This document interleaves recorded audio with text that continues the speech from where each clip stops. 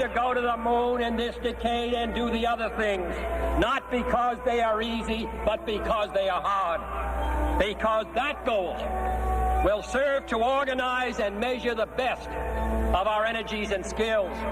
Because that challenge is one that we're willing to accept, one we are unwilling to postpone, and one we intend to win.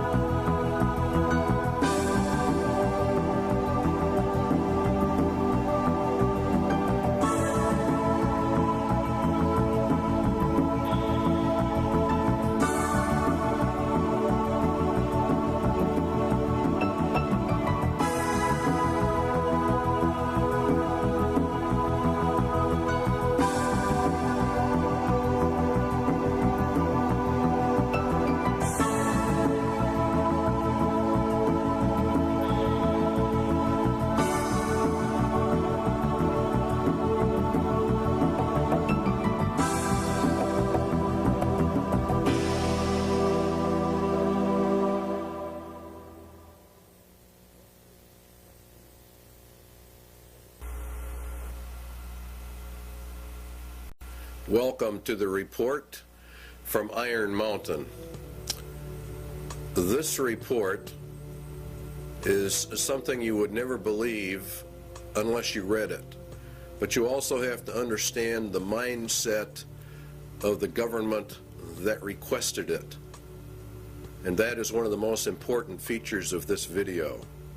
The objective was to determine accurately and realistically the nature of the problems that would confront the United States if and when a condition of permanent peace should arrive. This is one of the key elements of the report, because we are to go under the Antichrist system, an era of supposed peace. And this is what this whole program was about. If and when a condition of permanent peace should arise, that means that peace in reality equals world socialism, as we will find out as we journey through this report. And they were to draft a program for dealing with this contingency. In other words, this is a planned situation.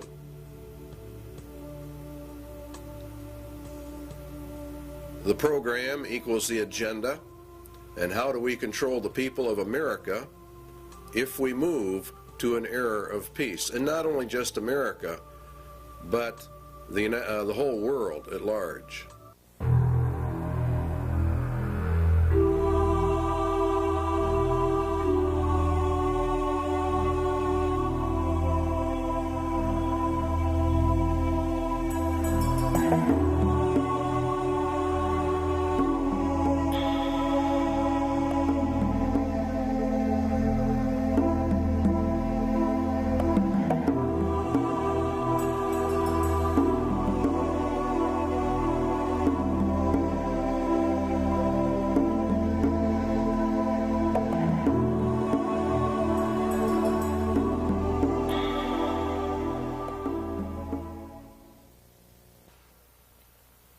In 1961, Public Law 87-297 was passed, paving the way for the United States to be merged with the United Nations. It's a very crucial law in that it disarms the American citizen in violation of the clear intent of the Constitution, which calls for our right to bear arms to maintain our free state. And by the calling for the disarming of all Americans, of course, we lose our free state and we are submerged actually into a slave state.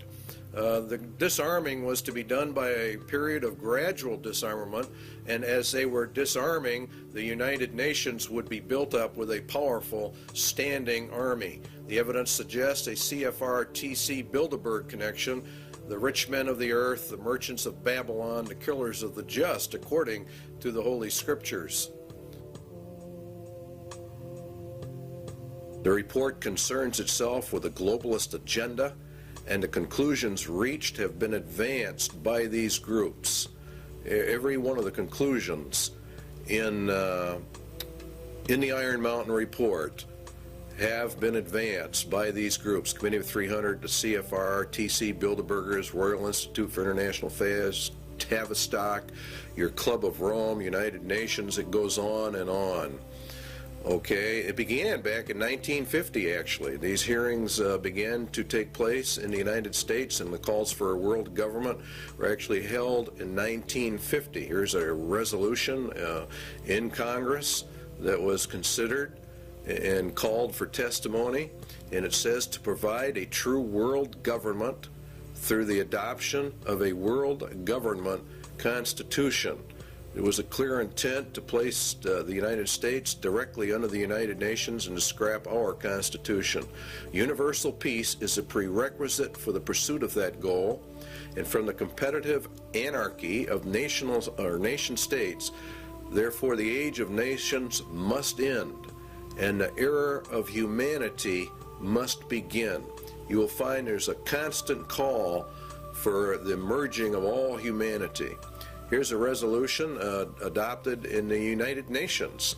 This is what it says: regulation, limitation, and balanced reduction of all armed forces and all armaments.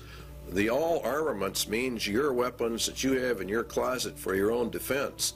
It includes handguns and rifles and all kinds of things. Here's your blueprint for world peace, which was issued also in 1961, concurrently as this move towards putting us under the United Nations. You'll find that as the United States and the Russian military are to be reduced, the UN is consistently brought up to a higher and higher position. The only thing we are left with are internal security forces. Under the Freedom from War, this is a packet issued by the federal government to go along with 87-297. This can only be achieved, the merging and disarmament, through the progressive strengthening of international institutions under the United Nations and by creating a United Nations peace force. See, they want to progressively strengthen the international institutions, all of which come under the United Nations. We are to lose our sovereignty. This can only be achieved through the progressive strengthening. By creating a United Nations peace, which really means police force, to enforce the peace. This is what Daniel said, and by peace the Antichrist shall destroy many. He shall also stand up against the prince of princes, but he shall be broken without hand. And it was given unto him to make war with the saints, and to overcome them, and power was given him over all kindreds, and tongues, and nations. And all that dwell upon the earth shall worship him, whose names are not written in the book of life of the Lamb, slain from the foundation of the world. All right, back to the government report. The disbanding of all national armed forces and a prohibition of their reestablishment in any form whatsoever other than those required to preserve internal order and for contributions to a United Nations peace force. They are to bring the UN up to a point where no state would have the military power to challenge the progressively strengthened U.S. peace force, and all international disputes would be settled according to the agreed principles of international conduct. That's exactly what the Bible says. It was given unto him to make war with the saints and to overcome them, and power was given him over all kindreds, tongues, and nations. No one can make war with this final world entity. If you will study your scriptures out, you will find that the United Nations fulfills every parameter listed for the Antichrist system. And Public Law 87-297 has been updated. There are numerous updates. You will, if you go search them out, Public Law 101-216, for example, has been updated. Here's another one. I have today signed H.R. 1495, the Arms Control and Disarmament Amendment Acts of 1989. It authorizes the fiscal appropriations to get this thing underway. Now, the problem with it is the Bill of Rights in Amendment 2, the right to bear arms, a well-regulated militia being necessary for the security of a free state, the right of the people to keep and bear arms shall not be infringed. In other words, in reality, you cannot infringe that right in any way, method, or manner. The only way a people can remain free is to hold in their power the weapons necessary to secure their free state. This amendment deals with the international security of the United States from its own government. In other words, this amendment was to secure the people's freedom from their own government, from an internal government takeover. This right is not there so that you can go hunting or for the other excuses made. It is there to prevent the government of the United States from becoming a dictatorship by treason. In other words, by betrayal of the Constitution of the United States. Now, in order to merge the United States into the United Nations requires a total betrayal of the Constitution, which guarantees you a free state through the right to bear arms. You see the connection? The United Nations is a communist, illuminist, Masonic world dictatorship, and there are no freedoms, hence they have to get the guns to eliminate the free state nation guarantee in our Constitution. The Iron Mountain Report, then, is a report in reality on how to circumvent the Constitution of the United States. And in reality, it's a document of treason, of how the rich men of the earth are actually going to divert the attentions of the people away so that they can get this done. The guidelines given by the government for the Iron Mountain Report: 1, military-style objectivity; 2, avoidance of any value assumptions; and 3, the inclusion of all relevant data. And this is a very important part of this report, is the avoidance of all value assumptions. This is what makes it so absolutely cold and inhuman. It is to be amoral. It is, as a computer is amoral. It deals in factual data. There is not any mercy. There's not any compassion. It doesn't deal in right or wrong, or what is good or evil. It is a report on the handling of men, women, children, and babies on the basis of herd or animal management without regard to any moral considerations whatsoever. It reduces people to objects. It reduces all humans to non-entities with no rights of self-determination, with no rights granted by the Creator, and with absolutely no rights under a Constitution. The Constitution has been effectively canceled by Iron Mountain. Now again, you'll find these resolutions coming up in Congress all the time that want to strengthen the United Nations, to establish an international criminal court, SJ 32. These are bills before the Congress and the Senate. The implementation of Agenda 21 and other Earth Summit agreements, which is all United Nations. Reagan called for the World Army. Clinton has approved a UN Army. You're seeing it on TV all the time.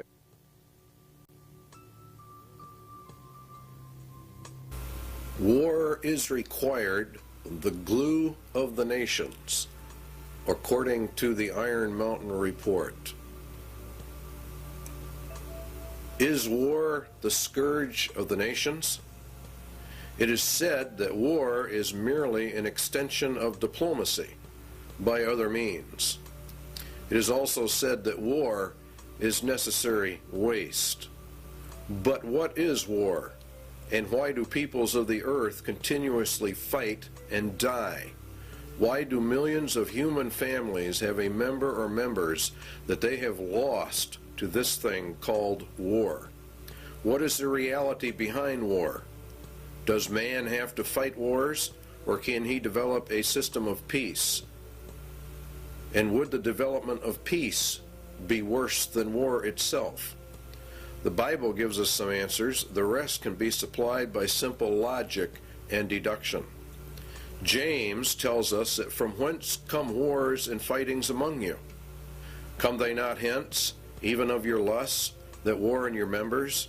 Ye lust and have not, ye kill and desire to have, and ye cannot obtain. Ye fight and war, yet ye have not, because you ask not. Ye ask and receive not, because ye ask amiss, that ye may consume it upon your lusts. The root of war, then, is lust, and lust is want, and want is greed, and the root of greed is a self-centered heart, an unregenerated human heart. This is the key we need to explain war, and the Bible gives us many clues to why warfare is, and that in reality it can never be stopped. The root of the problem lies with the human heart, and the Bible says that the human heart is so desperately wicked that none can know it. Jeremiah says, the heart is deceitful above all things, who can know it? Paul says in Romans, the carnal mind is enmity against God, for it is not subject to the laws of God, neither indeed can be. Jesus was very emphatic that out of the heart of man poured forth all kinds of evil. The problem with mankind is then his evil heart. Evil because it is self-centered, and evil because it does not contain true love. The love within that it does have is hurtful or harmful, manipulative, self-centered, and filled with its own desires, according to the Lord. But we obtain other clues as well from the Scriptures as to the true reasons for war, and particularly in our day and age. James says, "Go to now, ye rich men, weep and howl for the miseries that shall come upon you. Your riches are corrupted, and your garments are moth-eaten. Your gold and your silver is cankered. The rust of them shall be a witness against you, and shall eat your flesh as it were fire. Ye have heaped together treasure for the last days. Ye have killed and condemned the just." Now let's run a little logic. Lust is the center of war, lust is greed, and greed is from evil, self-centered hearts. The Bible also says that the love of money is the root of all evil, or the height of all greeds. Lust then is greed, and the ultimate greed is an insane love of money, which brings with it power, which brings with it control over mankind. Thus the rich men of the earth are indeed in total control over money, and they have developed a system of economic controls well laid out in the Scriptures. If the rich men of the earth gain control over the planet via their Babylonian economic system, then they are the ones who are only powerful enough and rich enough to wage war, and they are the only ones who can develop the war machines that you are looking at on your television screen. They are the ones who can develop the weapons necessary for modern warfare. Iron Mountain agrees. The very title confirms the Bible. The title says that it is a report on the desirability and feasibility for peace. It was ordered by the rich men of the earth. Therefore, they themselves must be the ones waging the wars, and now they have elected not to wage wars, but have elected to do something else, because warfare is drawing to a close. It will have soon served its purpose. In other words, it is a deliberate effort to bring in another system, for the first system of war has almost accomplished the goals originally intended. Albert Pike was purported to have written a letter in which he outlines 3 world wars. Each had a specific purpose, and each had a goal. The last war, World War III, was to be fought to bring in an era of peace under Lucifer. It was to be fought predominantly between the United States and the Soviet Union, and it would come in an era of seeming peace when it seemed like everything was fine, everything was great. The Bible says that the Antichrist is a man of peace. He rides a white horse and has no war machine. There are no arrows in his bow. He is to usher in a period of peace after great wars. Iron Mountain is about this era of peace. Iron Mountain is a report to aid Antichrist in his rise to power. It is in reality a report from hell.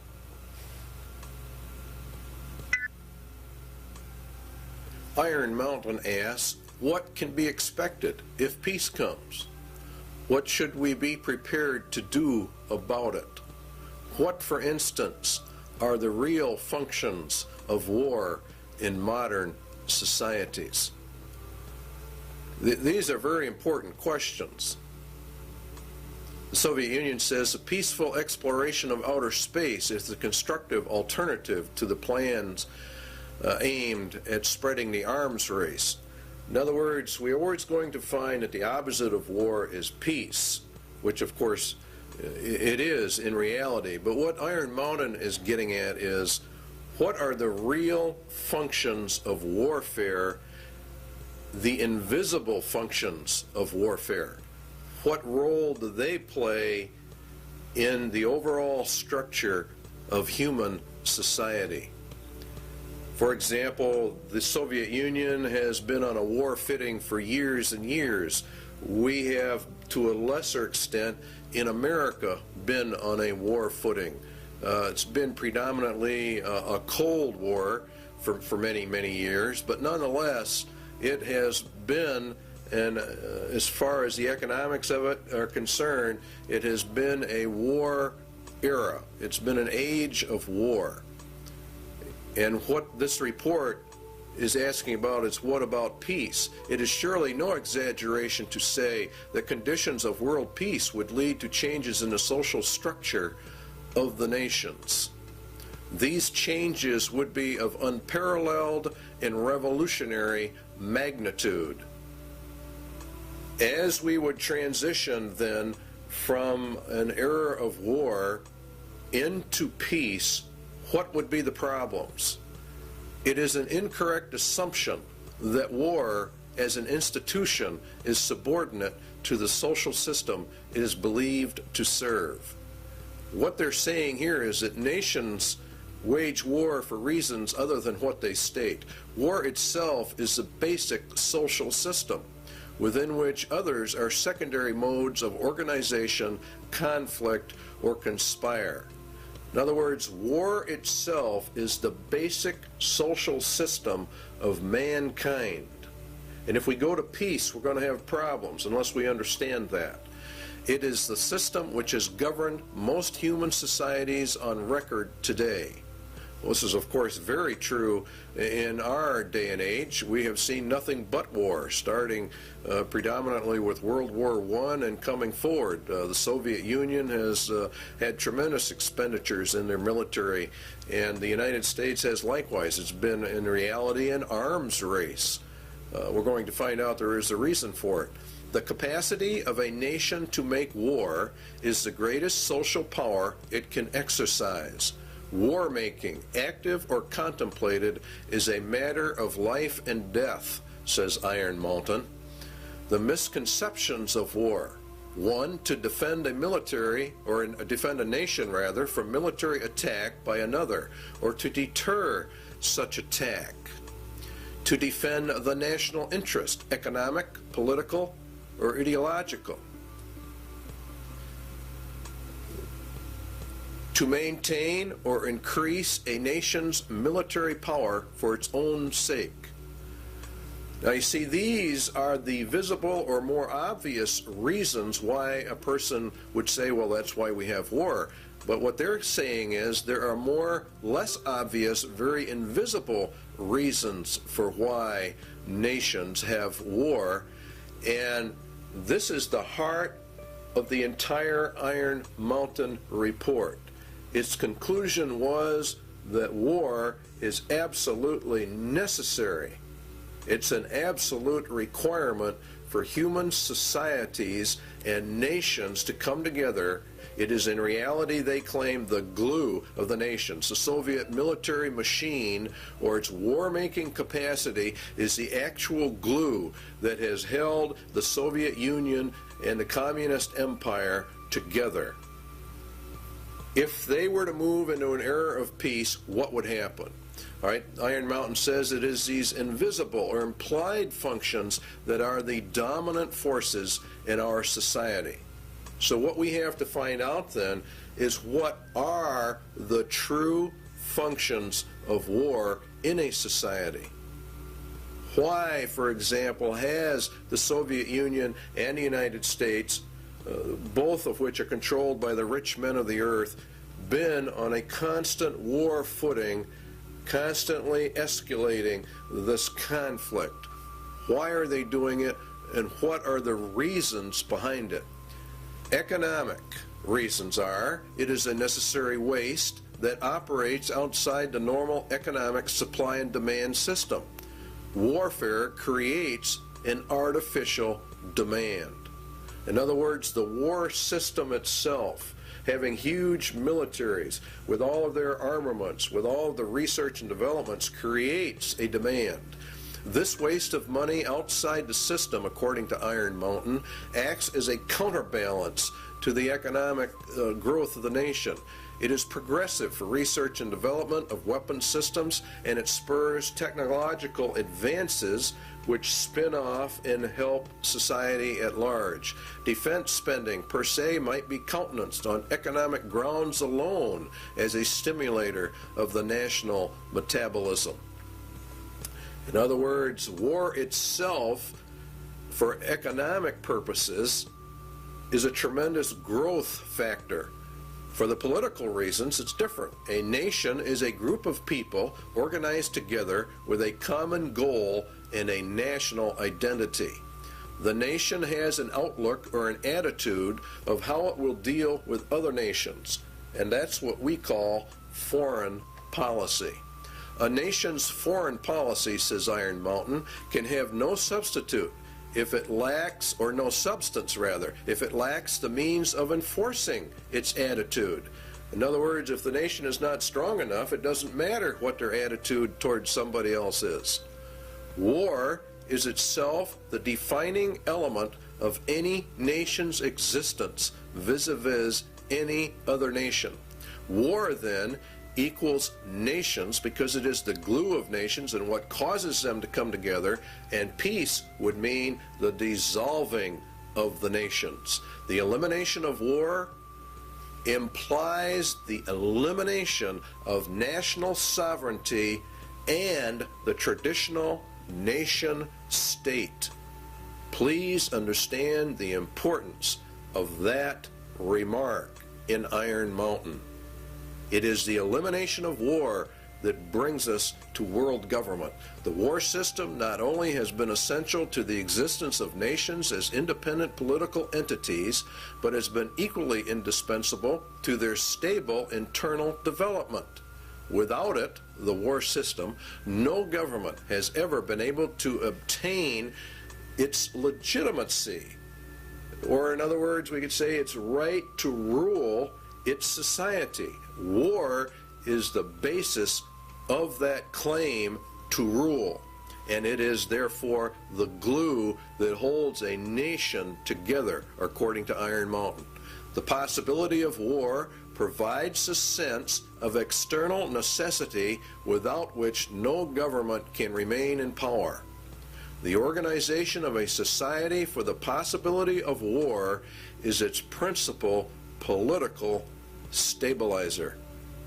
All right, in other words, for the Soviet Union, they said that the American people were the enemy, and that gave them the glue which held the Soviet Empire together, which rallied the people to make such sacrifices so that we could build up this huge war machine.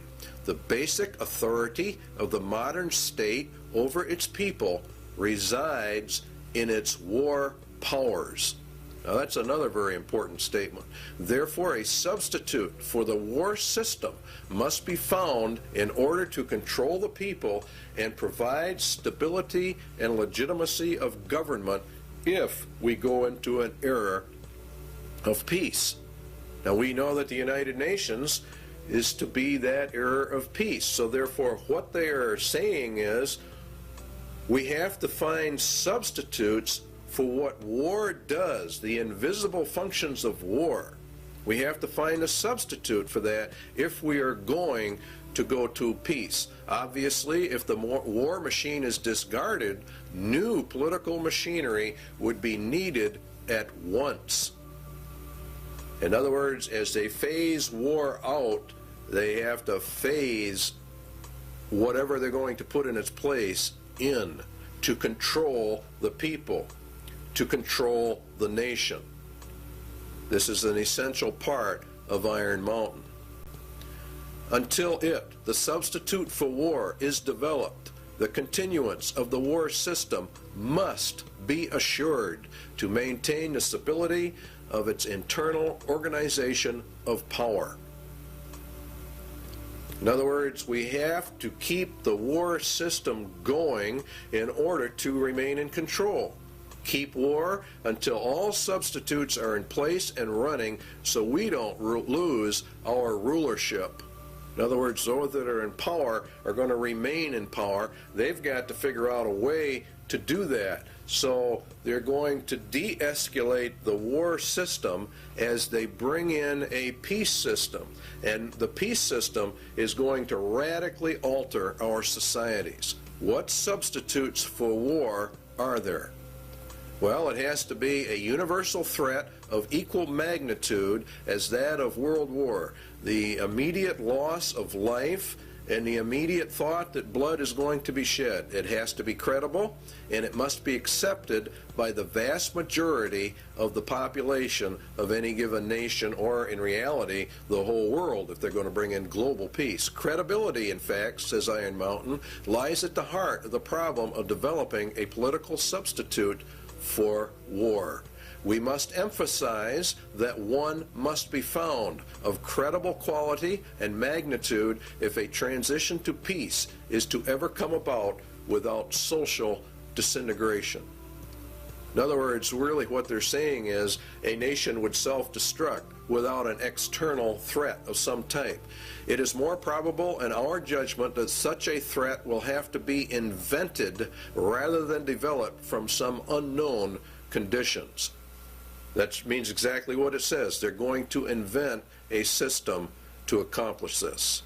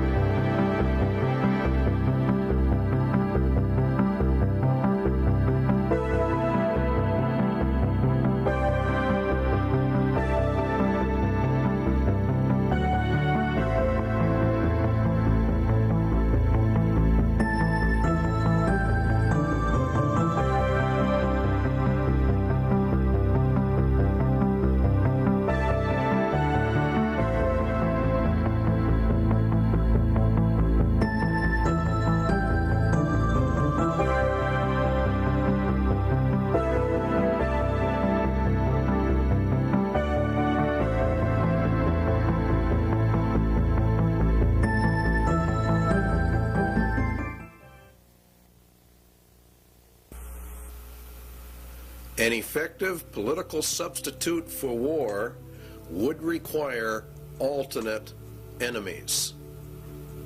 In other words, we have to find an external threat that's essentially very large. It may be, for instance, that gross pollution of the environment can eventually replace the possibility of mass destruction by nuclear weapons as the principal threat to the survival of the species. In other words, they're going to bring the environment up to a point of global threat.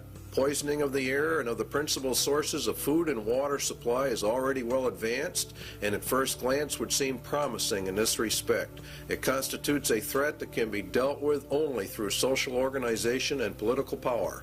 But from present indications, it will be a generation to a generation and a half before environmental pollution will be sufficiently menacing on a global scale to offer a solution as a substitute for war. In other words, we replace the war threat with an environmental threat. Now you know why the environment is on the TVs and the media constantly. A generation is about 30 years, so it'd be about 1991 that this would be brought up to a global scale. It is true that the rate of pollution could be increased selectively for this purpose. In other words, what they're going, you could selectively find areas where you could deliberately increase the pollution to get this threat in motion a little quicker. It is true that the rate of pollution could be increased selectively. In fact, the mere modification of existing programs for the deterrence of pollution could speed up the process enough to make the threat credible much sooner. In other words, let's have the governments drag their feet on pollution controls or the enforcement of pollution controls. And around the world, that's exactly what we have seen, a matter of foot dragging on the areas. One would then perhaps get the concept that this was all deliberate. Allow pollution to deliberately get worse until it can be manipulated by the controlled media into a world crisis. A global crisis has to be developed. Al Gore, Vice President, a very timely book. Perhaps coincidentally, he wrote the book called Earth in the Balance, Ecology and the Human Spirit. It's a modern version of Iron Mountain in the ecological field. And in reality, it's quite an interesting book. You should go out and buy a copy of it. The world government organizations are pushing this. Climate crisis, Emergency Earth Rescue Administration. The people of the earth have a new common enemy, which requires an emergency worldwide campaign. You see, and we have to abandon our armaments to join in a common cause for survival. What did Iron Mountain say? It had to be a threat to the survival of the species.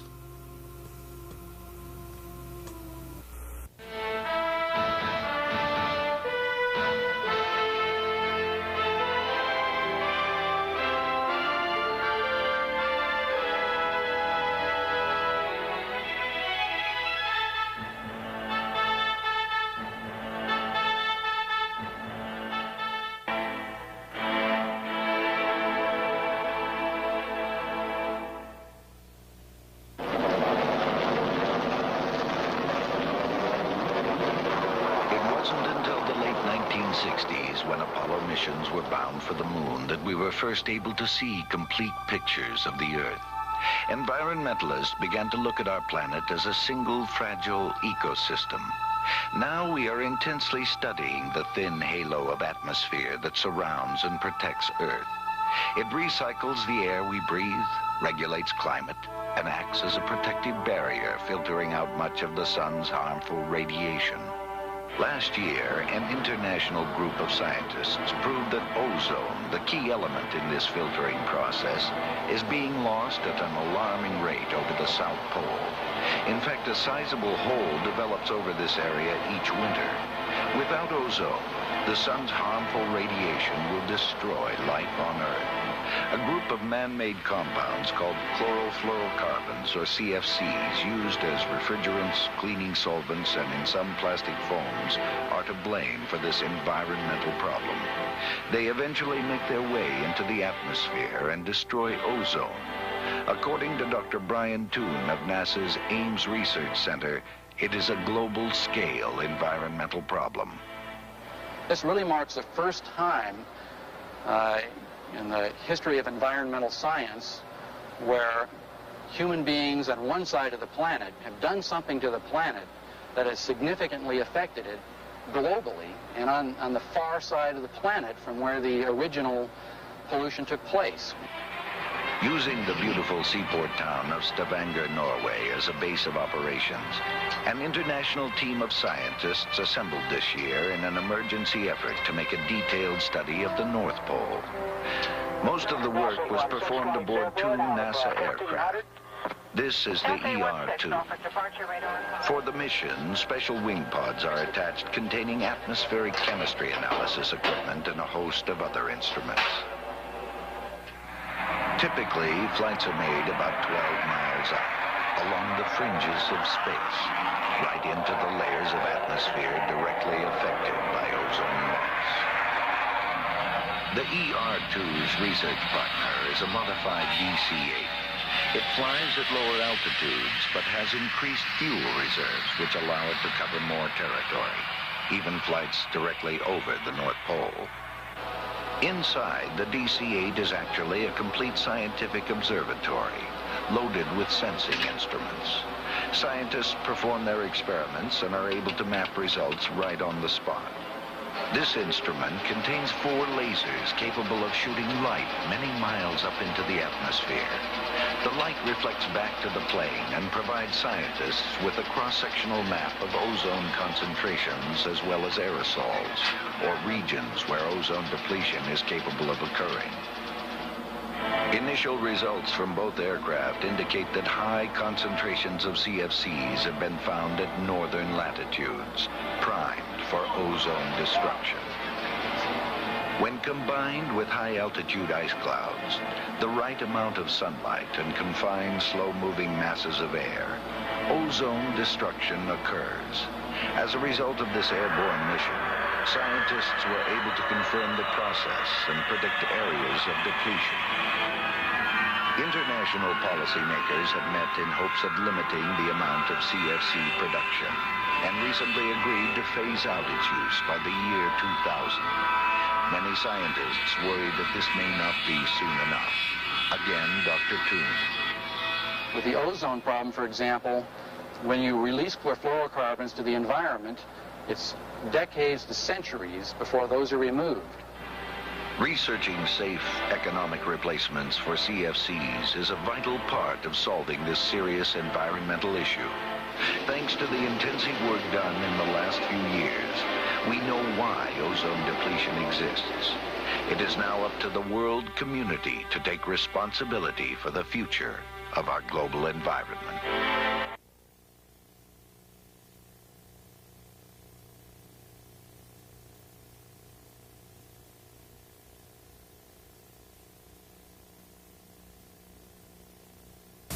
Two Landsat satellites continue to orbit the Earth 14 times a day. From their 570-mile-high vantage point, they return images like these taken over rich California farmlands. Telltale red images indicate vigorous vegetation growth. The state of California is using Landsat imagery to inventory and map its irrigated cropland. Ecology, the balance of nature, is important to all life. One of the tools we can use to monitor this balance of nature on Earth is the satellite. Satellites can be used to observe our planet from a high vantage point. A NASA film called Remote Possibilities tells the story. From far out in space, the Earth appears serene and beautiful, displaying no hint of our crowded planet's many problems.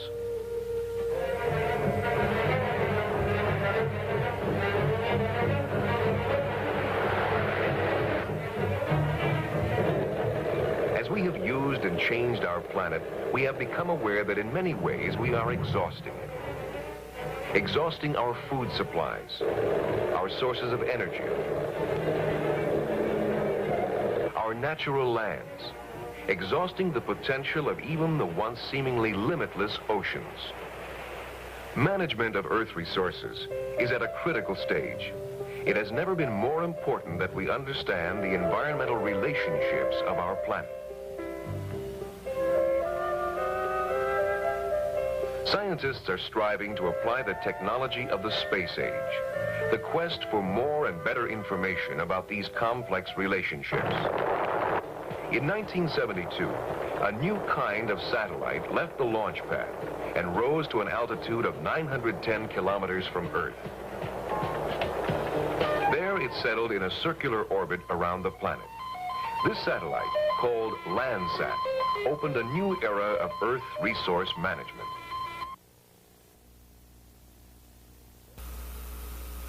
One substitute for war has then been found. The Iron Mountain agenda is being carried out. The objectives of the EcoScan? Well, the UN will end up with control over all the land, and ownership of the land will be held by the rich men. There is arising a crisis of worldwide proportions involving developed and developing countries alike, the crisis of the human environment. The process of compromise of national interests will, of course, have to take place. International economic security is inconceivable unless related not only to the world's environment, but also to the elimination of the threat to the world's environment. Well, the only major threat is private property ownership and private property rights, where people can do as they want. Let us also think about setting up within the framework of the United Nations a Center for Emergency Environmental Assistance. You can see how they're raising this thing up to an emergency status, an emergency level. And that's what Mikhail Gorbachev said in December 8th, 1989, in a speech to the United Nations. The United Nations will be the controller of all the lands in the world through their various ecological, environmental organizations that they are in the process of setting up. In fact, the Rio Earth Summit was for that specific reason.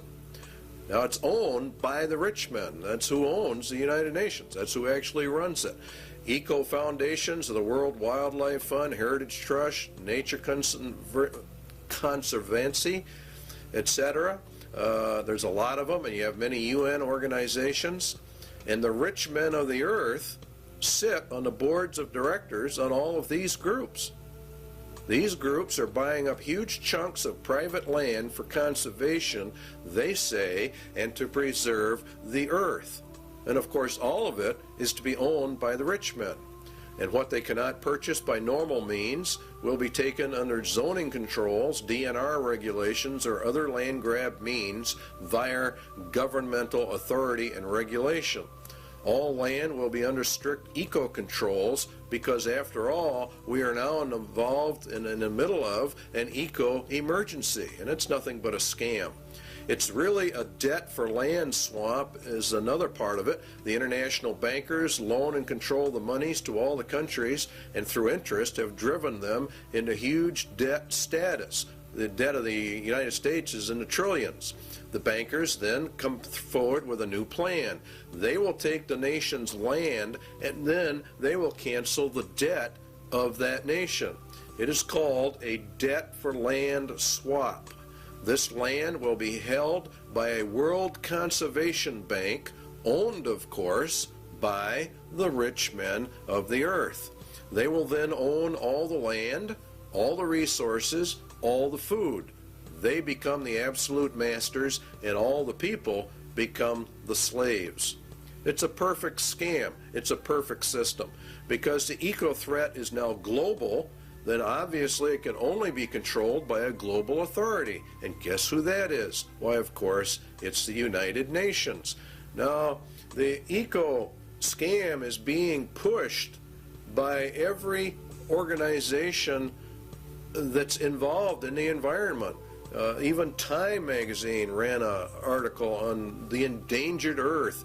It's being put in all your children's school books, all of their study books, about the crowding of human life, about how we have such an ecological crisis, an environmental crisis, and unless we all do our share, why, the whole world is just going to disintegrate and the entire population of man will be eliminated.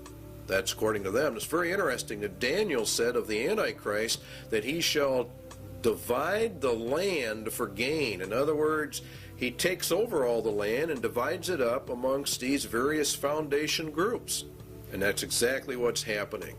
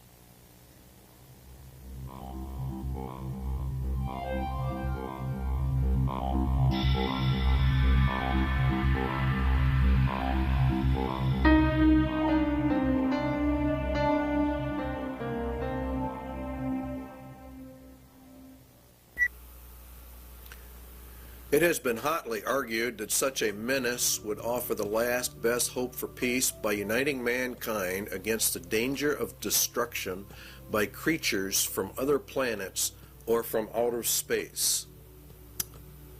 Experiments have been proposed to test the credibility of an out-of-the-world invasion threat. It is possible that a few of the more difficult to explain flying saucer incidents are of this nature. The thrust of the second threat is to unite mankind against a common enemy. The escalation of the UFO mystery requires careful media control. The threat must also dovetail into the agenda for a one-world government. Everything that Iron Mountain proposes in all of their substitutes will lead into a one-world government. And that is the whole nature of it. There has been a tremendous amount of interest in UFO activity. Many, many books have been written about it. The average Christian, I believe, probably poo-poos the whole subject, but we believe here at CIA they're making a tragic mistake when they do that, because the Bible does mention some things that would tend to imply very strongly that UFOs are in fact real and will be a latter-day occurrence, just before the end and just before the return of Jesus Christ.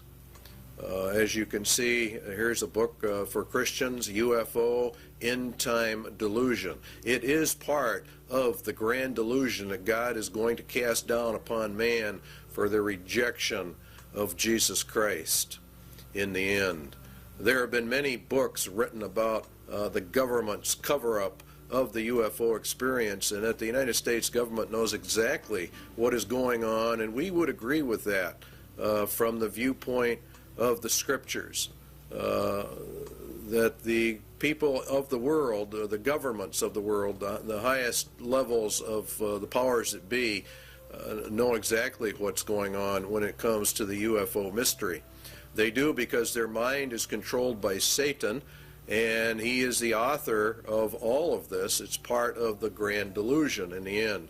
And there was war in heaven. Michael and his angels fought against the dragon, and the dragon fought and his angels, and prevailed not. Neither was their place found any more in heaven. And the great dragon was cast out, that old serpent, called the devil and Satan, which deceived the whole world. He was cast out into the earth, and his angels were cast out with him. Now Satan was cast down to earth, and we were to observe it from here. It would appear as though he came down from heaven. For as the days of Noah were before the flood, they were eating and drinking, marrying and giving in marriage, until the day that Noah entered the ark.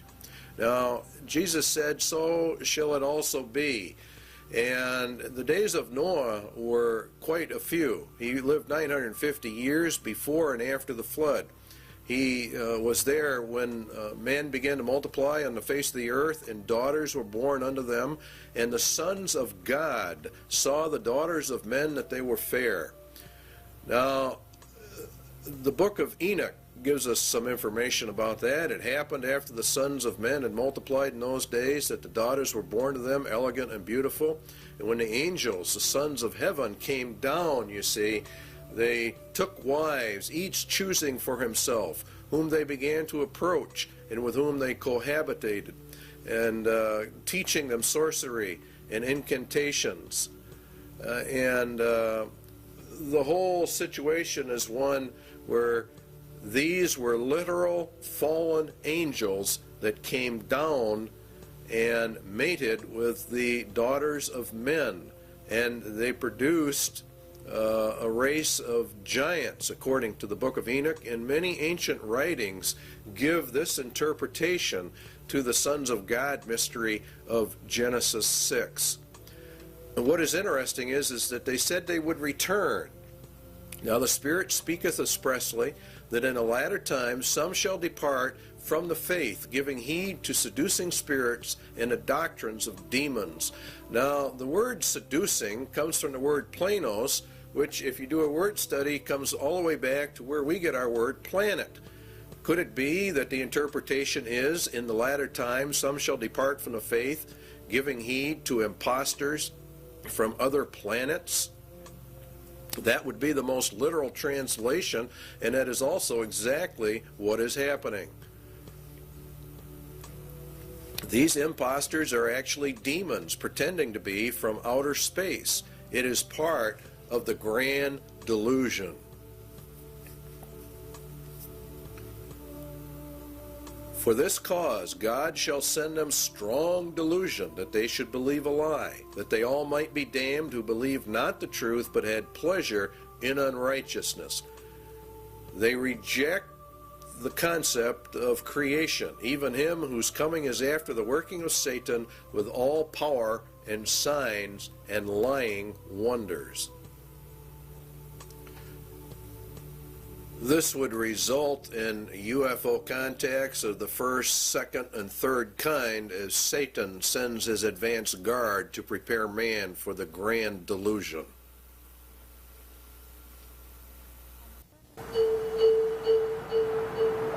On the surface of an average planet, circling an ordinary yellow star, an advanced intelligence searches the skies for evidence of life.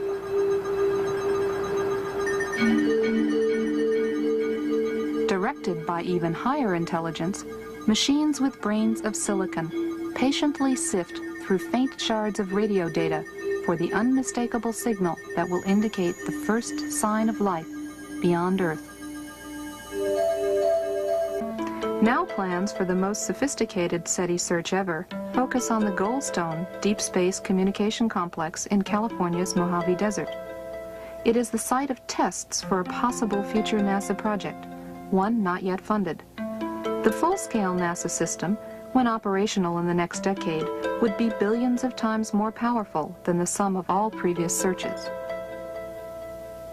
For Carl Sagan, a proponent of SETI for many years, this technical progress has made the present unique. For the first time, we're mustering substantial, sophisticated, serious scientific searches for extraterrestrial intelligence. There's never been a time like that before. So there is some chance that in the next few decades we will get a signal from some spectacularly distant, spectacularly exotic civilization, and everything on Earth will, as a consequence, change. That is possible.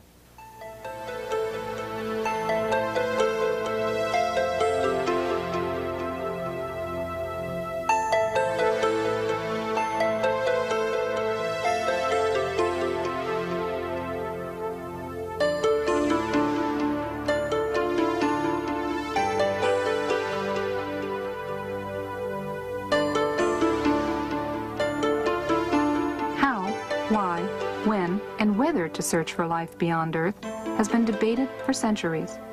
Deciding what sort of signal to look for in the skies is no easy task. NASA's proposed search focuses on radio, a portion of the electromagnetic spectrum where nature produces the least interference for any intelligent signal. The plan is to use existing radio antennas and combine them with advanced computer hardware and software specifically designed for the task. Signal processing equipment suitable for SETI is constantly becoming more powerful and more efficient, but also cheaper and smaller than ever before. SETI pioneer Frank Drake came up with a way to organize our developing knowledge and current ignorance. SETI scientists often use what's called the Drake equation to illuminate the necessary conditions for contact and to provide a rough estimate of the number of other civilizations. The existence of other technical civilizations depends upon astronomy, how planets form, comparative planetology, biochemistry, the role of intelligence in evolution, technology, and the fate of technical civilizations. So SETI becomes a way to test our theories of the origin and evolution of the universe and the place of life within it. There are several keys here that we want to look at as we keep Iron Mountain's report in mind. The two primary keys are that evolution is an accepted fact and ETs are now accepted at the highest levels of government. We believe that the SETI program is camouflage for what is really going on, or the contact reports that have been gotten out from the government under the Freedom of Information Act are in fact cover for the SETI program. But the two, we believe, are going to merge in the end and introduce mankind to the aliens, who are in reality demons and Satan's advanced guard. The movies that are produced are very important. Satan plants a seed, he waters it, then he sits back and watches it grow, and then he reaps the harvest. And the harvest, of course, is the loss of millions upon millions of men. The Day the Earth Stood Still was produced many years ago, but it's a very, very important film in that it planted the seed. The Day the Earth Stood Still said that war must stop, peace must be enforced, and world government is a requirement to get all of this to happen. The message was very important.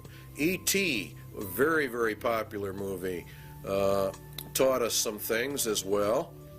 It said that reptiles are very cute, that love is the answer, that love heals, but more importantly, that we all evolve in a different manner.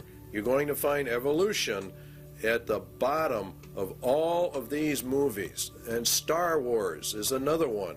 How famous they were. Well, they're programming the human mind for certain things. One, evolution of the races, good and evil forces, a universal, eternal fight between the forces of good and evil, and more importantly, a federation of planets, a uniting of the nations, a uniting of all the planets. Mankind will evolve upwards and eventually will join in intergalactic civilization.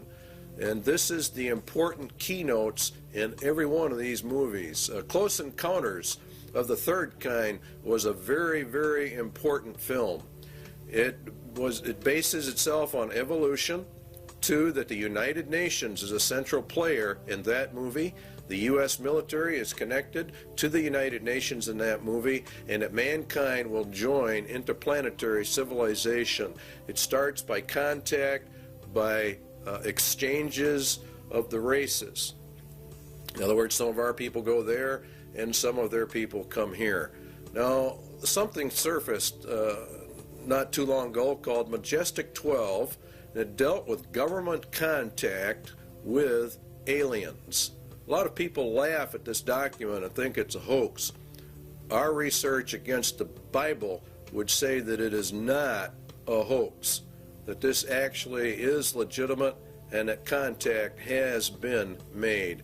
Operation Majestic 12 is a top-secret research and development intelligence operation established by special classified executive order of President Truman.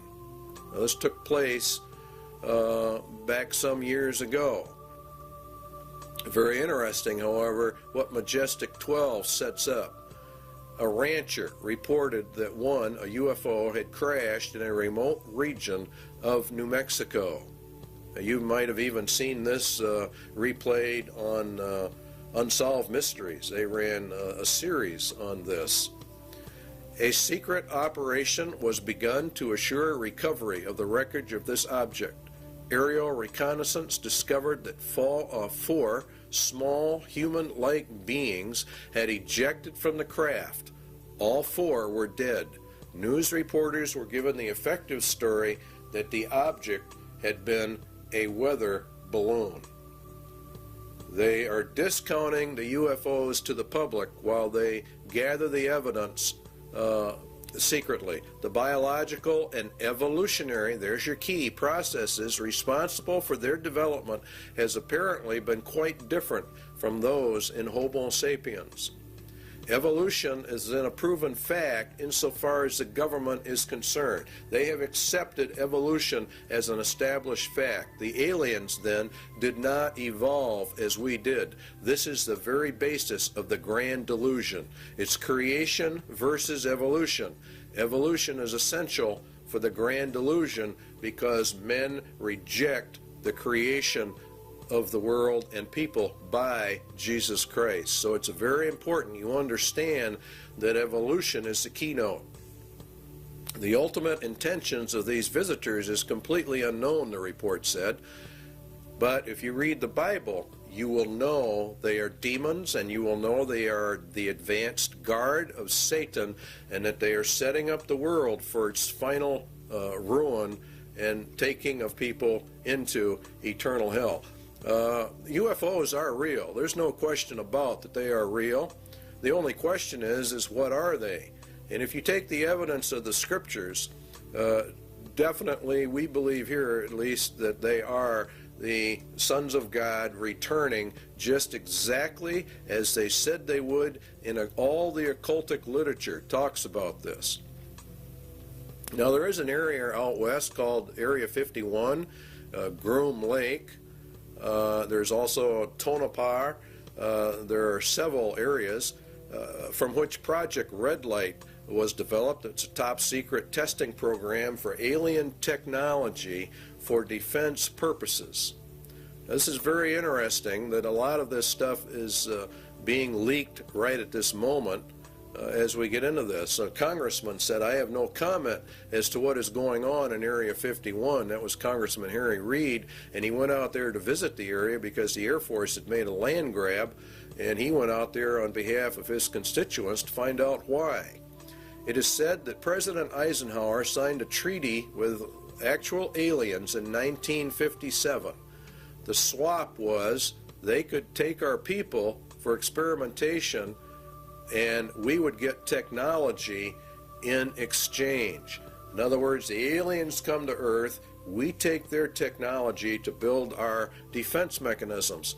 Now, a lot of people think this is ridiculous, but if you read what it says about Babylon the Great, the nation, it gets all of its technology from Satan. Satan is the one that gives them the power. And this is why the United Nations is being brought up. And this is why the United States is so deeply involved. In exchange for technology, the U.S. government agreed to allow the aliens to abduct humans for experiments. And this accounts for the large number of abductions reported all over America. This is part of the grand delusion, which has evolution at the root of it. Now you have actually two options. All of the leaks of this type of information are disinformation, or it is real and the aliens really are here. The Bible evidence would be that it is real, the aliens are here, and that they are the advanced guard for Satan. He's programming the human race for this delusion, and it's based upon evolution. The sons of God of Genesis 6 have returned, as they said they would in occult writings. And Jesus said, as it was in the days of Noah, so would it be again. And that's when the sons of God came down. So therefore, the agenda of Iron Mountain for external threat number 2 has been and is being carried out. Scientists are even going to the UN now to find out how are we going to answer these aliens from our SETI contacts at NASA.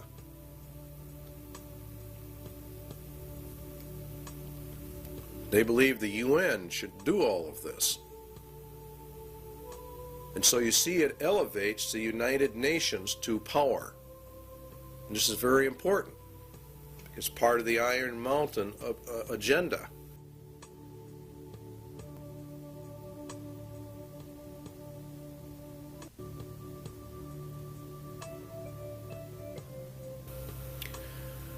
It might be argued that a well-armed international police force operating under the authority of such a supernatural court could well serve this purpose. In other words, they're going to set up another threat. This is threat number 3, actually, an omnipresent, virtually omnipotent political or police force.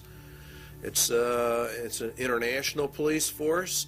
Because remember, if we go into peace, we have to dissolve the nations, because war is the reason we have nations. All right, so the report then that was issued by the State Department, Freedom from War, and the program was to establish a permanent international peace force within the United Nations. In other words, to deliberately bring it up. the peacekeeping capabilities of the United Nations would be sufficiently strong and the obligations of all states under such an arrangement sufficiently far-reaching as to assure peace and a just settlement of differences in a disarmed world. They're going to use the United Nations to keep the peace. In other words, a world government, which is exactly what Daniel talked about and Jesus talked about. And it is very deadly. During stage 2, states will develop further the peacekeeping processes of the United Nations to the end that the United Nations can effectively suppress any threat or use of force by anyone, and that would include the American people. It's going to be omnipresent, and it's going to be omnipotent in its ability to handle. And this is what Revelation says, who can make war with the beast? Remember that the U.S. and Russia are to have their internal or militaries turned over to the United Nations in this 3-stage process, and we end up with a UN in total control of the world, a global entity, precisely as Daniel and Revelation talk about. It's and Jeremiah and Isaiah refer to it as, of course, Babylon. And this process, of course, emerges bringing out the United Nations as the final end-time global ruling entity, which the Bible refers to as the apparatus of the Antichrist, or we could say the Antichrist system. And that is why it sits in New York City, the big city. On the wall in the Security Council is a phoenix. That picture you're looking at right there is in reality the phoenix bird, which is to grow up out of the old world order. America is to be patrolled by Russian, Belgian, Irish, and Colombian and Venezuelan troops under this plan. UN troops are already on U.S. soil, and it won't be very long before these sites that you're seeing right here are going to be very commonplace in the United States. And if the American citizens resist, they are simply going to be liquidated according to the Bible. This power will come to pass. They've laid their plans well, and God has ordained it and allowed it, and is allowing it to happen. And so it's, in reality, here in America, it's a judgment against the United States. There are many books written about a United Nations peace force, so this is not anything we're making up. They come in under the UN Charter. And the last part of it, this principle of non-interfering in a nation shall not prejudice the application of enforcement measures under Chapter 7. In other words, the United Nations claims that it doesn't really want to get involved in internal national affairs, but the opposite is in reality the truth. Chapter 7 deals with action with respect to threats of the peace, breaches of the peace, or acts of aggression. And it's the Security Council itself that determines the existence of a threat, breach, or act of aggression. And it can even walk in under the threat, or it's a possibility that we might have problems. And they determine the existence of any threat to the peace. So they can come in, if they choose to, on very fragile grounds, which is exactly what they did in Somalia. Should the Security Council consider that measures provided in 41, which are more economic, I don't know exactly what word to use, but sanctions, I guess, is the best word to cover it. If that doesn't work, if economic sanctions do not work, then they can resort to military powers. And they can use whatever they have to maintain or restore international peace. Now, Psalm 2 says that the kings of the earth set themselves and the rulers take counsel together against the Lord and against his anointed. Where do the rulers of the world meet? They meet at the United Nations, and this is where they take their counsel together. And the United Nations is, according to the Bible, anti-Christ, anti-God to its very core. It is, in fact, the substitute for God and Christ on planet Earth. They intend to take it for themselves. The fourth beast shall be the fourth kingdom upon earth, which shall be diverse from all kingdoms, and shall devour the whole earth, and shall tread it down, and shall break it in pieces. And the 10 horns out of this kingdom are 10 kings. Now, it's a diverse kingdom. The United Nations is not a kingdom, and it's not a nation. It exists solely by treaty power, by an arrangement of nations itself. Excuse me. The United Nations is to be brought up to full global power with an army so powerful that none can fight against it. That's the entire plan, and that is exactly what the Bible talks about for the end times. It will also break into pieces the entire world, and that's done under Article 52, which deals with regionalism, which is in fact breaking the world into pieces. And this is how they do it. They actually subdivide the world into 10 regions. That came out of the Club of Rome, and here are the regions on the TV screen. Region 1, of course, is North America, and it's Region 1 by virtue of the fact that North America, and particularly the United States, is the primary power behind the United Nations, enabling this to happen. The United States itself is broken down into 10 federal regions. We have global regions, and now we have national regions. And in our country, they are simply called federal regions. And we're moving, in effect, from elected officials to an appointed officials to non-elected bureaucrats who are appointed. Now, each region has different states in it, and the number of states varies with each particular region. Then each state is subdivided up into its particular regions. Many times it falls along county lines, many times it doesn't. Overlapping all of it is, of course, grids that keep getting smaller and smaller, which is the reason why thousands or millions, actually, of Americans are getting address changes. They're going under the United Nations grid system, which divides the world into tiny pieces, which is exactly what Daniel said. They can get it right down to your house number. In fact, they can get it down to about 10 square yards of turf.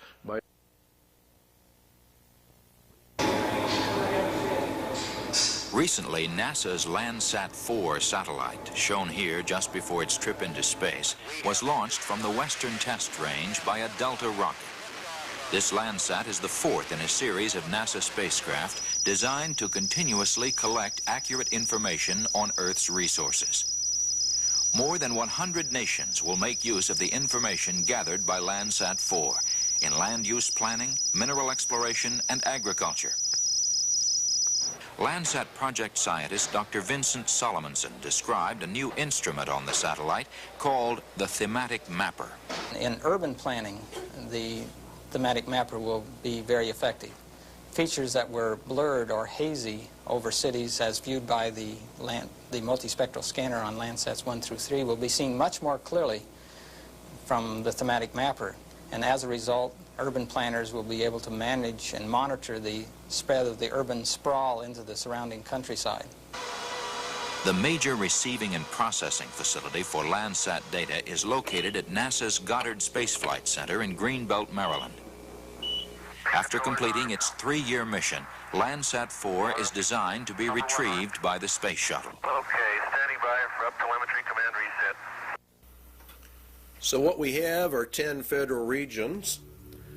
We have 10 federal regional councils, which are miniature Washingtons, in each federal capital. We're being regionalized, and pretty soon there won't be any such thing as counties or states. So what we're doing is we're going from county and state control to total federal control, and then the federal government's losing its control to the United Nations. This is globalism. This leads to the federalization of our police or the security forces within the United States. And this is really in total violation of the constitutional implications, but they're not paying any attention to the Constitution. The internal security forces are not your peacekeeping, UN peacekeeping troops. Peacekeeping troops are there to put down actual revolutions and wars. The internal security forces are there more for crime control and the rounding up of people. Predominantly, the MJTF police will be the national police force. And this is George Bush and Clinton and the rest of them have continuously pushed this arms control treaty because they have to disarm us in order to make this thing work. If you will recall, we discussed that in the constitutional crisis. The MJTF police means multi-jurisdictional task force police, and it removes all citizens from local, county, and state protections that you had under the law. And they're just abolishing all of this. And the MJTF police mission, we believe, is the house-to-house search and seizure of people. It's made up of National Guard units, state and local police, converts street gangs as needed into deputized police. House-to-house search and seizure, separation and categorization of men, women, and children as prisoners in large areas. Now you have to understand that in order to liquidate the millions of people that Jesus Christ says are going to be liquidated, they have to plan this out long before it happens. 1965, they started the Office of Law Enforcement Assistance. Then came in 1968 the Omnibus Crime Control Act, which converted the OLEA to the Law Enforcement Assistance Administration. They called, in turn, in 1971 for a regionalized police force. In 1971, an advisory commission on intergovernmental relations issued a pamphlet called M67, which called for a special multi-county and interstate police force. In other words, the merging of all police forces into one federal group. The LEAA in 1973 made calls for the elimination by merger of small police forces. This is exactly what Germany did under Hitler. All dictatorships have two common characteristics: general confiscation of guns in order to prevent internal rebellion, and the establishment of a national police force to enforce the edicts of the dictator. We are following Nazi Germany almost to the exact letter. Carter issued an executive order 12-148, and he established the Federal Emergency Management Agency known as FEMA. FEMA absorbed the LEAA and became the primary control organization for internal security of the United States in an emergency. They're gearing this thing towards an emergency. That emergency is going to be World War III, and it ushers in this whole system. FEMA has many interesting programs: Rex 82 Bravo, Rex 84 Alpha, Helix 2, Rex Alpha, Night Train, Cable Splicer, Garden Plot. These are all martial law training exercises. The plan is to bring America under martial law. We believe they know the American people would never accept this system except an external emergency were given. The UN system, remember, is a martial law military system. Under the executive orders of FEMA, mandatory registration of all people, including babies and children in the United States, at the United States Post Office. They have boxes in them. We already know about it. They're marked for emergency use only. The primary one here to look at is 11,000, seizure of all civilians and work brigades, which is in reality slavery, and includes the rights to split up families as well. In essence, what will happen in America is going to be worse than the communist revolution in Russia. This plan provides the basis for the deployment and employment of military resources, including National Guard personnel, for civilian disturbances. So Iron Mountain external threat number 3 has been and is now being implemented. An omnipotent police force. Next on the list is the space program as an economic substitute for war.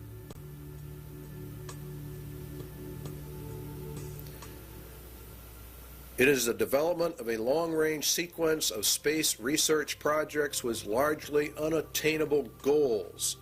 It's a nearest modern equivalent yet devised to pyramid building and similar ritualistic enterprises of ancient societies. We choose to go to the moon in this decade and do the other things, not because they are easy, but because they are hard. Because that goal will serve to organize and measure the best of our energies and skills. Because that challenge is one that we're willing to accept, one we are unwilling to postpone, and one we intend to win, and the others too.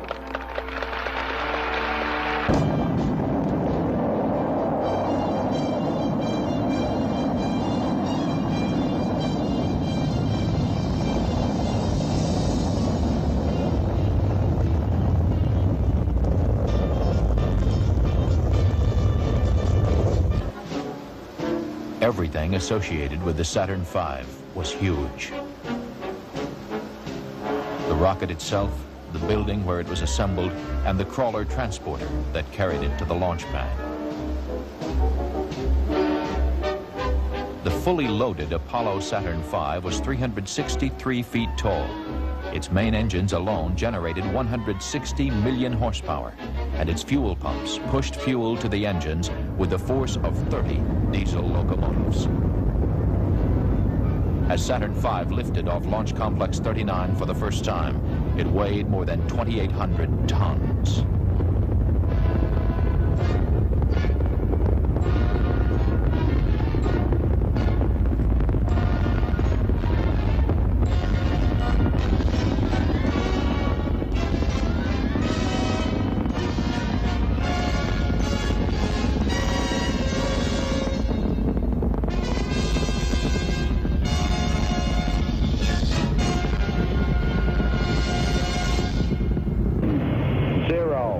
Engine running.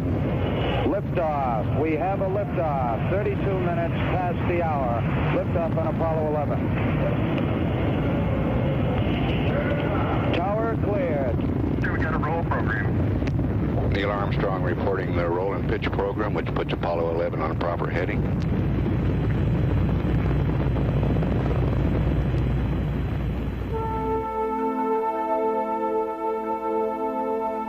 Houston, Apollo 11 is calling you on the high gain. How do you read, over?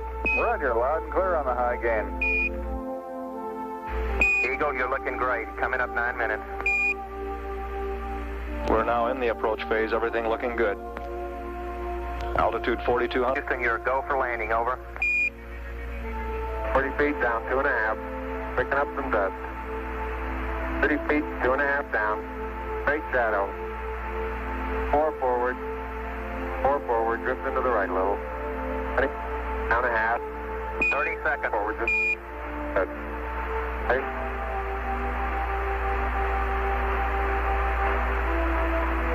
Contact light.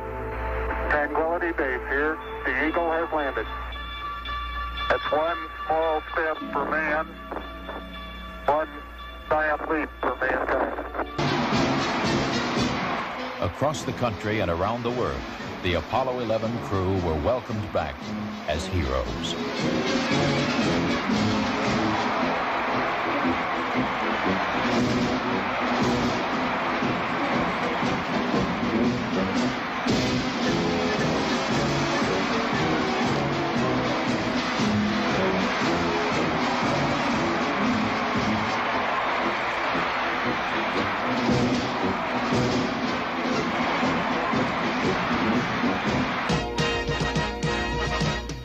Before Project Apollo ended, 6 additional flights to the moon were made, and all but one were highly successful.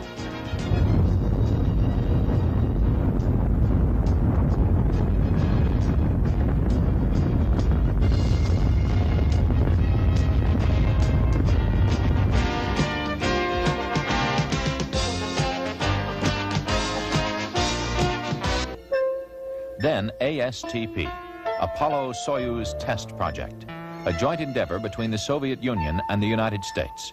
the mission called for a mutual docking and crew exchange to develop the necessary equipment for international space rescues.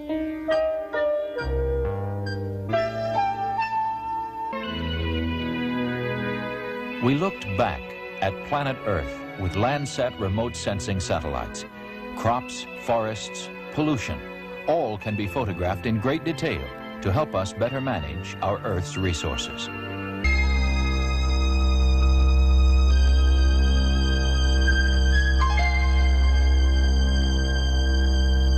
As of now, 2/3 of the planets in our solar system have been explored, and by the end of this decade, we will have explored most of the rest, including Uranus and Neptune. Space Shuttle 5, the first operational flight. 2 commercial communications satellites were hauled into orbit, one for satellite business systems and one for Telesat of Canada. Their deployment was a complete success. Did you get it? You don't have it, obviously. I got it. Space Shuttle 6 was the second operational mission, and Flight 1 for Challenger, this country's newest spacecraft. After launching a 5,000-pound tracking and data relay satellite from the payload bay, mission specialist astronauts Story Musgrave and Donald Peterson became the first Americans in 9 years to walk in space. Practice needed for satellite repair work. My massive article. Historically, the space program has proceeded in a building block fashion, and toward that end, NASA has begun looking at the next logical step, a possible future space station, a permanent presence in space. The station would serve as a scientific and technological laboratory, as well as an operations base from which satellites could be serviced and large structures assembled. One of the highest priorities is to develop a clear understanding of a station's proper role in the total space program, so that if and when it is proposed for development, the station will be a truly significant national asset, one that would ensure continued American preeminence in space. The space program in general and the shuttle program in particular have gone a long way to help our country recapture its spirit of vitality and confidence. The pioneer spirit still flourishes in America. In the future, as in the past, our freedom, independence, and national well-being will be tied to new achievements, new discoveries, and pushing back new frontiers. We must look aggressively to the future by demonstrating the potential of the shuttle and establishing a more permanent presence in space.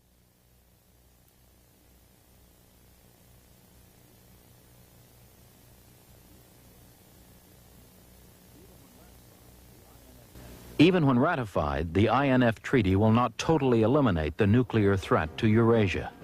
The vast nuclear arsenal possessed by the USSR and the variety of delivery systems available still present a significant threat. The organization of fail-safe inspection machinery could well be ritualized in a manner similar to that of established military processes. Inspection teams might be very like armies, and their technical equipment might be very like weapons. Inflating the inspection budget. In other words, what they want to do is they want to expand this. So what do we have? The INF Treaty, where it says inspection machinery could well be ritualized according to Iron Mountain. Inspection teams might be very like very armies. And that's exactly what has happened. We have a great ritual of disarmament. It's very interesting what you find when you start digging into the INF treaty hearings. Limited test ban. Let's take a look at all the treaties. Limited test ban, 1963. Non-proliferation, 1968. The ABM Treaty, 1972. The SALT I, the SALT II, the IMF Treaty. Very long, drawn-out process. And this is exactly what Iron Mountain recommended be done. It is one of the most important elements of the INF Treaty is the President establishes in this area operating on-site inspection. One layer of the regime, it says on the last sentence, builds upon another. And the whole thing becomes elongated, and it actually becomes a monster in and of itself. The data exchanges required are really immense, and so it requires an elaborate governmental system in order to accommodate all of this. And so Iron Mountain recommendation number 2 has definitely been implemented. The second one is the universal health care was a recommendation of Iron Mountain. Universal health care for all. It's an economic substitute for the war economy. It's very interesting how all of this works. Health. Drastic expansion of medical research, education, and training facilities, hospital and clinic construction, the general objective of complete government guaranteed health care for all. That's exactly what Clinton has introduced to the American people. He announced a universal health care and mandatory insurance program. And so they're putting everything in place exactly as Iron Mountain told them to do. It's universal, and you cannot exempt yourself from it, and it is causing a lot of trouble around the nation. But the arguments are not going to be on that basis. What is going to happen is we're going to be issued eventually a global identification card, and that is the purpose of this whole thing. The medical card has only one purpose, that's to get the foot in the door for the MARC system. Iron Mountain's third recommendation is being implemented. Iron Mountain Economic Substitute number 4, a new educational system to bring in globalism under the United Nations, UNESCO, Congressional Record, the Great Conspiracy to Destroy the United States, Education for Freedom and World Understanding. You see, all of this is designed to bring us into a world system, a global system, under the control of the United Nations. The second manifesto of the U.S. Office of Education, the implementation of the program of surrender through education.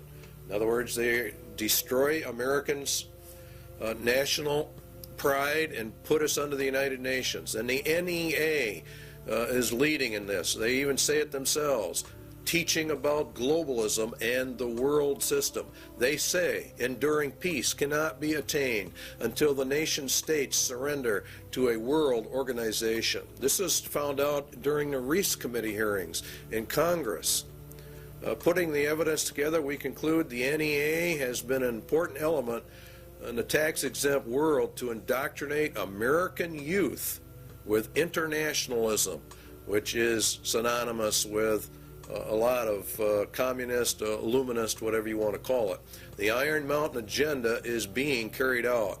Outcome-based education, the developing of leaders for restructuring the schools, change agents. Parents are beginning to get upset, but they are not putting it together. American 2000, a national strategy to change every nation, every family. Everything is going down exactly as Iron Mountain said it should. Global education is nothing more than a promotion of the United Nations and to destroy the Constitution of the United States, to bring us out from the Constitution and to merge us into the UN. That's what they're going to do.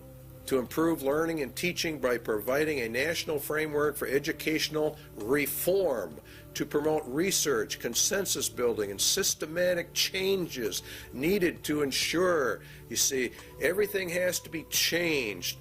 Guess what the changes all lead to? And guess who's behind it?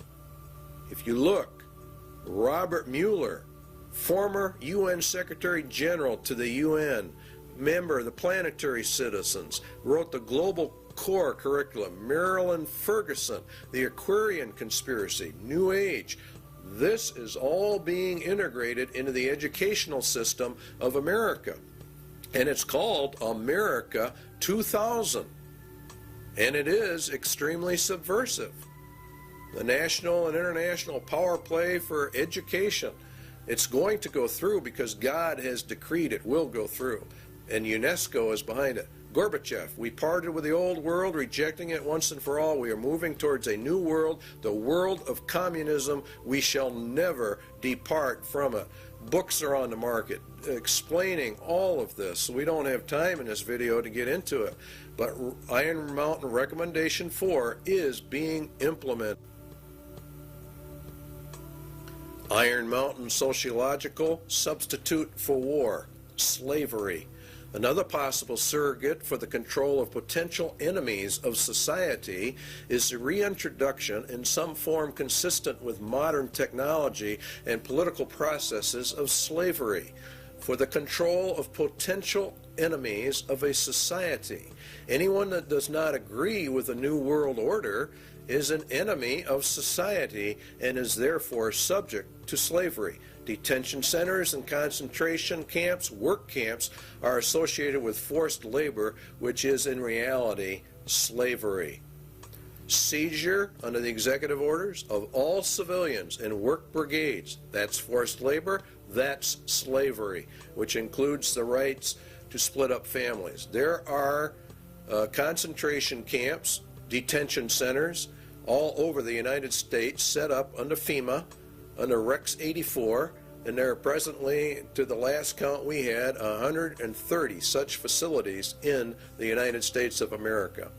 In Arizona, you'll see, for example, some there. We've got one here in Wisconsin. Concentration camps for U.S. citizens, the MJTF police, to conduct house-and-house search and seizure and separation and categorization of men, women, and children and babies, categorization and transfer to detention facilities and the running of detention facilities. Iron Mountain Slavery Recommendation number 2 is mandatory service, a form of universal service, turned to some variant form of the Peace Corps or the Job Corps. It is entirely possible that the development of a sophisticated form of slavery may be an absolute prerequisite for social control in a world of peace. Now, this is just incredible when you really stop and look at what they're actually saying in relationship to biblical prophecies. Remember, Jesus said they're going to round you up and kill you. President Clinton has authorized boot camps for young offenders. Is this the beginning of a larger scale for social reorientation like the communists do?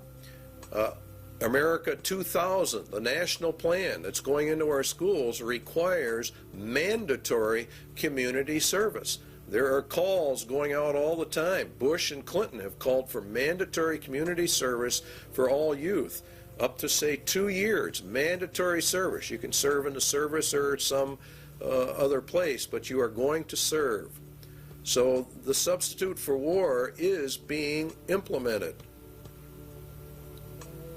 Iron Mountain Sociological Substitute for War number 2 is called blood games. Game theorists have suggested in other contexts the development of blood games for the effective control of individual aggressive impulses. More realistically, such a ritual might be socialized in the manner of the Spanish Inquisition and the less formal witch trials of other periods for the purposes of social purification, state security, or other rationale both acceptable and credible to post-war societies. Inquisitions, witch trials for the purpose of social purification, state security, which is the key one. Such a ritual might be socialized. In other words, they make it into a big social event like the Inquisitions were. We saw part of that beginning to unravel when we watched the Branch Davidian invasion and subsequent massacre of David Koresh and his group. A lot went down at Waco that very few Christians understand. David Koresh, the Branch Davidians, were demonized by the national media. First of all, they were tried, judged, and executed in a social ritual in total violation of every right guaranteed under state and federal constitutions. The Waco massacre followed all points of ritualized killing. They were a cult. It was for social purification, and therefore they deserved what they got. Their compound was raided by federal assault groups when in fact there was no evidence of any crime having been committed.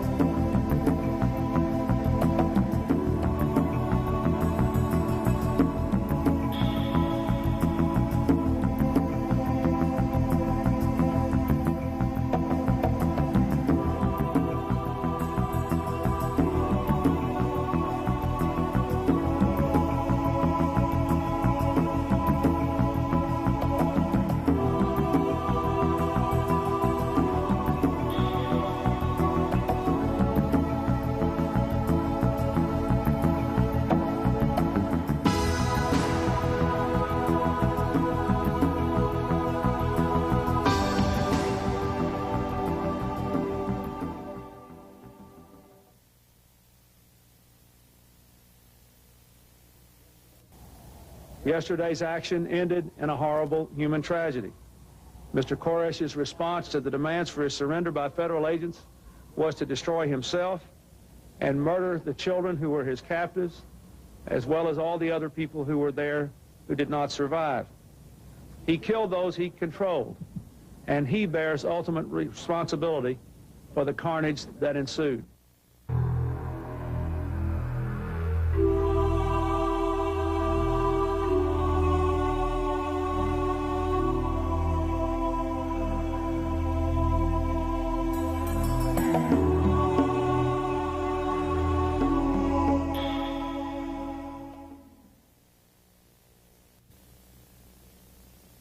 In the papers before I was going to go to court.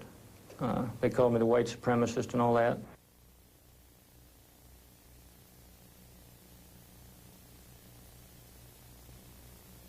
Victims of demonization that we all are victims of. When the federal government decides it is going to prosecute somebody, they sort of demonize them.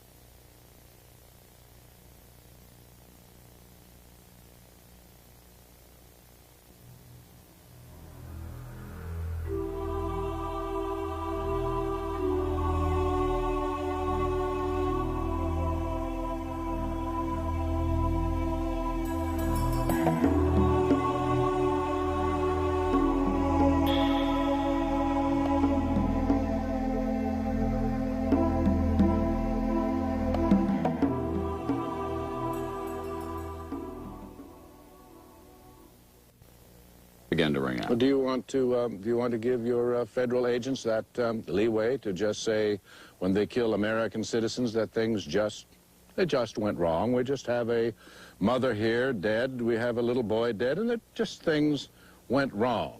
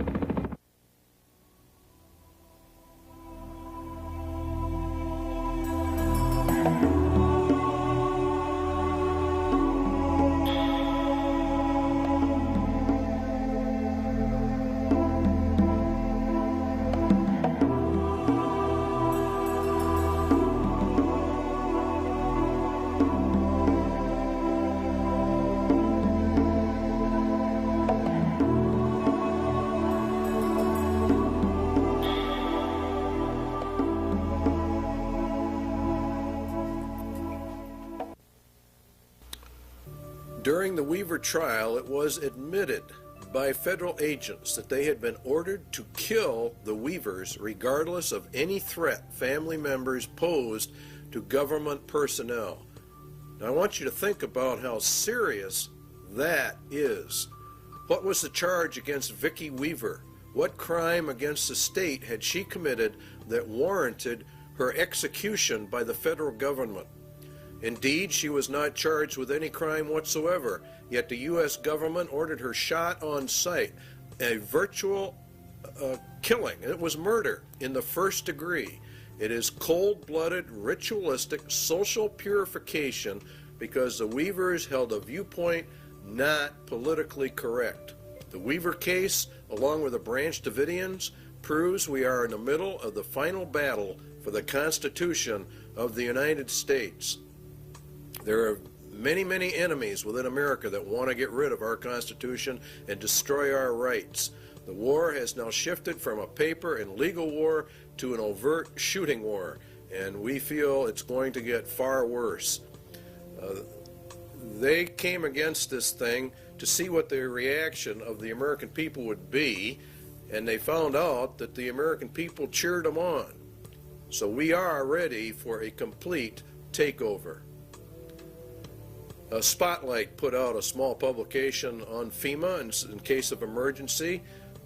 Executive orders, Blueprint for Dictatorship, also is one of their publications. Now, an executive order is issued by the President of the United States. It does not go through the Senate or the Congress. He merely issues it.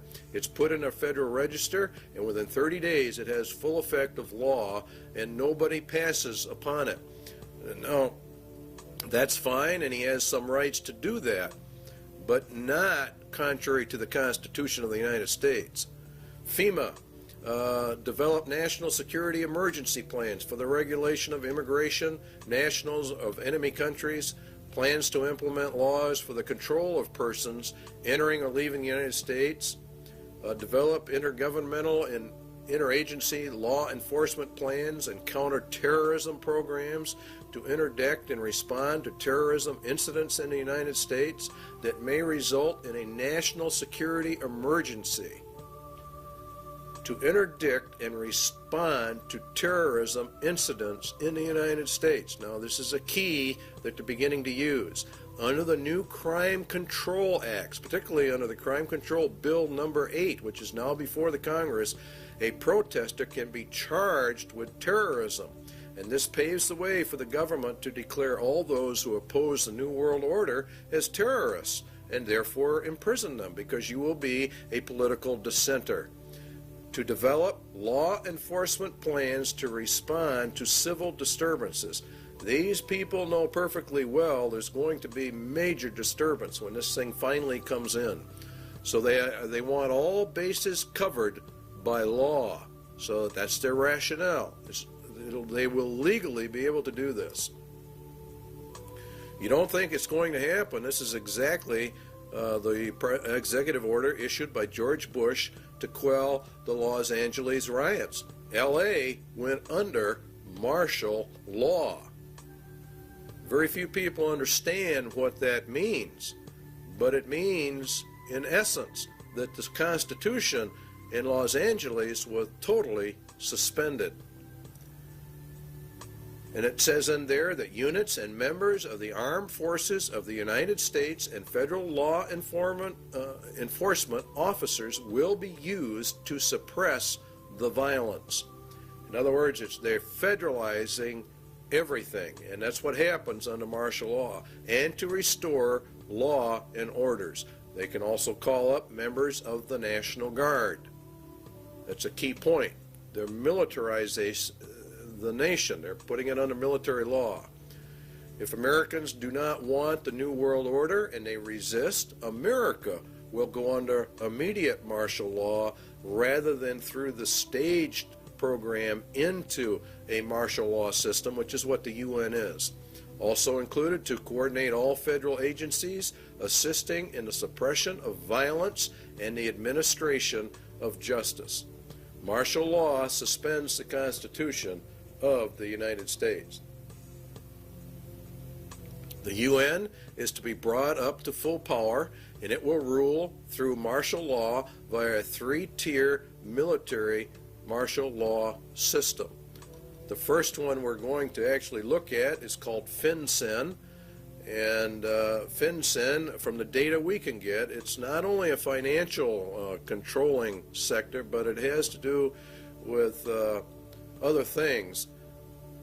Their equipment is black, and there are reports of a multitude of black helicopters all over the United States. We get calls on it virtually every day from someone who's just had them flying over the house.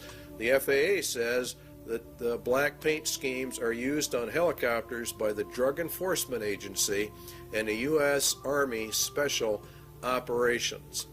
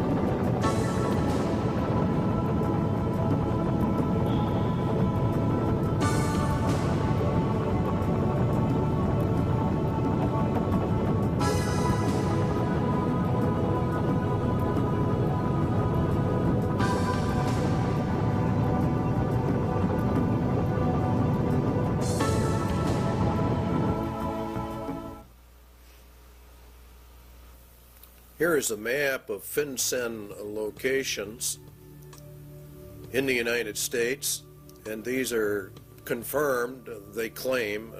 We have not been able to verify it. We're bringing this to you strictly unverified for troop deployment locations in the United States of America. There's been a fairly consistent reporting in Montana of UN combat groups. They are in reality the top tier in the UN system, and entrance to the U.S. was by presidential executive order 11-11-90, signed by President Bush. And there are many battle group locations, and there are many multi-jurisdictional task force police, which are the third tier, or the lowest, on the UN police force. And it is, in reality, from what we can gather, is the federalization of the police forces in America and putting them in reality under the United Nations command, which we go under. And that would be for the detention centers, concentration camps for dissenters are part of this overall system for the roundup of people. Now, one of the largest ones is in Alaska. The Alaskan camp is the biggest, being over 1 million acres, and it's located just outside of Fairbanks, according to reports, and it's serviced by a spur line called the Alaskan Railroad. That's very interesting because under the emergency orders, under FEMA, one of the railroads that gets activated and falls under their control is the Alaskan Railway. And so we are beginning to find out that all of this goes together. The Alaskan camp was purchased under a mental health bill, and of course you have to understand that they are using mental health as one of their primary methods of warfare. The Iron Mountain recommendations for an inquisition for social purification are also confirmed by the Lord Jesus Christ. Then shall they deliver you up to be afflicted, and shall kill you, and you shall be hated of all nations for my name's sake. This is predominantly a move against Christians and Jesus Christ. And he shall speak great words against the Most High, and shall wear out the saints of the Most High, and think to change times and laws. See, that's exactly what they're doing right now. They're changing all the laws. And it was given unto him to make war with the saints, and to overcome them, and power was given him over all kindreds, tongues, and nations. And in Revelation 17, and I saw the woman drunken with the blood of the saints, and the blood of the martyrs of Jesus. And this is actually, you're going to find out, has much to do with the United Nations. Iron Mountain substitute for war blood games has been, in effect, implemented and is being carried out. Ecological, considering the shortcomings of war as a mechanism of selective population control, it might appear that a devising substitutes for this function should be comparatively simple. In other words, war kills off some people, and so now we have to have an ecological substitute for that function, and it really boils down to total population control. Current trends in warfare, the increased strategic bombing of civilians, and the greater military importance now attached to the destruction of sources of supply as opposed to purely military bases, strongly suggests that a truly qualitative improvement is in the making. In other words, as we phase down the war system, there's probably going to be one great last one in their plans to really reduce the world population. There is no question but that a universal requirement that procreation be limited to the products of artificial insemination would provide a fully adequate substitute control for the population. A universal requirement that procreation be limited to products. See how they treat people. Conception and embryonic growth taking place wholly under laboratory conditions would extend these controls to their logical conclusion. Now, total and complete control, this is what this means, of every human being born. They will be pre-selected genetically to be a slave to the rich men of the earth. This is the system they're setting up. They have an intermediate step, total control of conception with a variant of the pill via water supplies or certain essential foodstuffs. In other words, they intend to, when they bring in this new system, they will stop the growth of the population. They will put it into the food or the water supplies, and then they would offset it by a controlled substance so that it could be countermanded and the woman become pregnant. And they claim in Iron Mountain that it was already under investigation and under work back in 1961. So the interpretation is the mandatory mass sterilization of the human race, with them in total control of all the antidotes for it. Excess population, Iron Mountain says, is war material. As long as any society must contemplate even a remote possibility of war, it must maintain a maximum supportable population.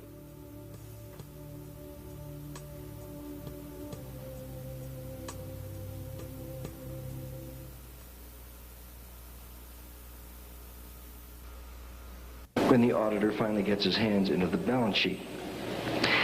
I suggest, therefore, that this be sold not through a democratic process. That would take too long and devour far too much of the funds to educate the cannon fodder, unfortunately, which populates the earth. We have to take almost an elitist program that we can see beyond our swollen bellies and look to the future in time frames and in results which are not easily understood or which can be, with intellectual honesty, be reduced down to some kind of simplistic definition.